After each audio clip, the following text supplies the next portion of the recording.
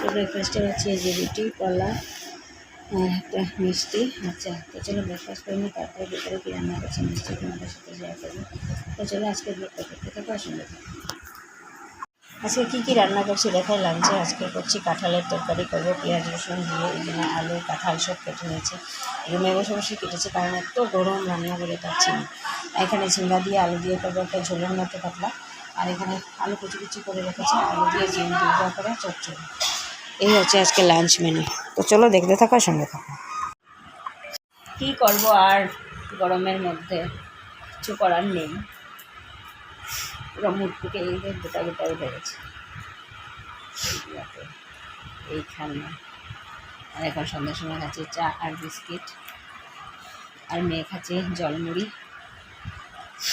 কারণ অতিরিক্ত গরমে রিচ খাওয়া ঠিক নয়, যেহেতু ওর গ্যাস্ট্রিক। তো চলো আজকের ব্লগটাকে এইখানেই শেষ করছি। যদি কিছু ভালো লেগে থাকে তাহলে লাইক করবে, কমেন্ট করবে, শেয়ার করবে, সাবস্ক্রাইব করবে। Tata, bye bye, take care, good night. আর ফ্যানের হাওয়ায় নিশ্চয়ই আমার কথাগুলো কম শোনা যাবে।